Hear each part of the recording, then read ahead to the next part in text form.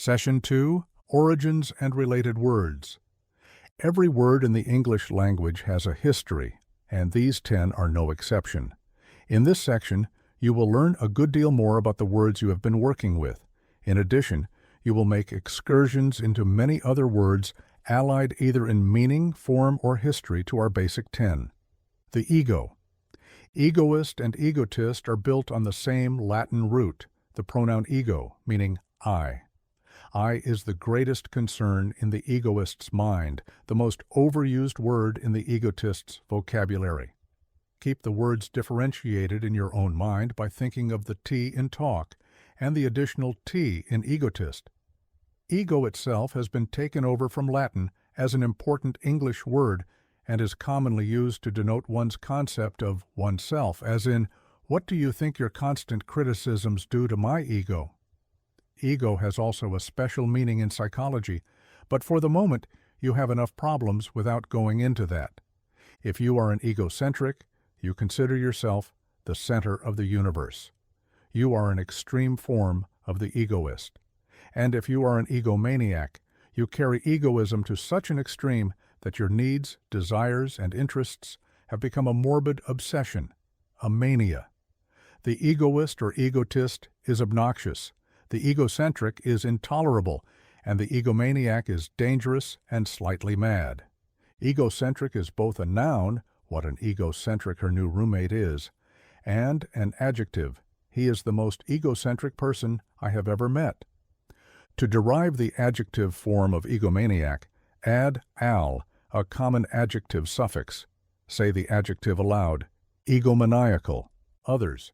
In Latin, the word for other is alter, and a number of valuable English words are built on this root. Altruism, the philosophy practiced by altruists, comes from one of the variant spellings of Latin alter, other. Altruistic actions look toward the benefit of others. If you alternate, you skip one and take the other, so to speak, as when you play golf on alternate Saturdays. An alternate in a debate, contest, or convention is the other person who will take over if the original choice is unable to attend. And if you have no alternative, you have no other choice. You see how easy it is to understand the meanings of these words once you realize that they all come from the same source. And keeping in mind that alter means other, you can quickly understand words like alter ego, altercation, and alteration. An alteration is, of course, a change, a making into something other.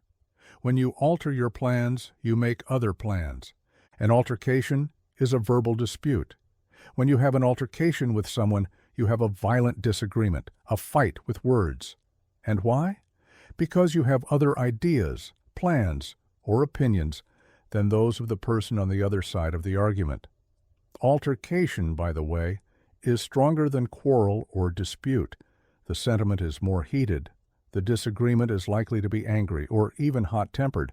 There may be recourse, if the disputants are human, to profanity or obscenity. You have altercations, in short, over pretty important issues, and the word implies that you get quite excited. Alter ego, which combines alter, other, with ego, I, self, generally refers to someone with whom you are so close that you both do the same things, think alike, react similarly, and are in temperament almost mirror images of each other. Any such friend is your other I, your other self, your alter ego. Using the words. Can you pronounce the words?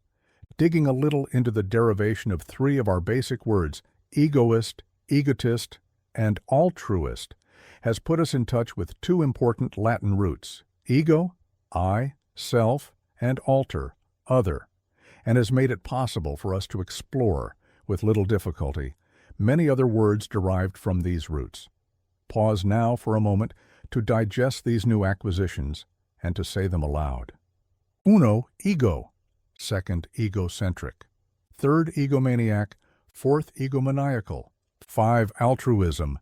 6. Altruistic. 7. To alternate. 8. Alternate. 9th alternative. 10th alteration. 11th to alter. 12th altercation. 13th alter ego. Can you work with the words? You have seen how these 13 words derive from the two Latin roots ego, I, self, and alter, other, and you have pronounced them aloud and thereby begun to make them part of your active vocabulary. Are you ready to match definitions to words? A. One who is excessively fixated on his own desires, needs, etc. B. To change. C. Argument. D. One's concept of oneself. E. To take one, skip one, etc. F. Philosophy of putting another's welfare above one's own. Can you work with the words? A change. B. Other possible. C. Interested in the welfare of others. D. One's other self. E. A choice. F. Morbidly, obsessively wrapped up in oneself. Do you understand the words? If you have begun to understand these 13 words, you will be able to respond to the following questions. 1. Is rejection usually a blow to one's ego? 2. Are egocentric people easy to get along with? 3. Does an egomaniac have a normal personality? 4. Are egomaniacal tendencies a sign of maturity? 5. Is altruism a characteristic of selfish people? 6. Are altruistic tendencies common to egoists? 7. Is an alternate plan necessarily inferior? 8. Does an alternative allow you some freedom of choice? 9. Does alteration imply keeping things the same? 10. Do excitable people often engage in altercations? 11. Is your alter ego usually quite similar to yourself? Can you recall the words? Have you learned these words so well that you can summon each one from your mind when a brief definition is offered? Review first if necessary. Then, without further reference to previous pages, write the correct word in each blank. Make sure to check your spelling when you refer to the key. One's other self, 2. To change. 3. A heated dispute. 4. Excessively, morbidly obsessed with one's own needs, desires, or ambitions. 5. Unselfish, more interested in the welfare of others than in one's. 6. Utterly involved with oneself, self-centered.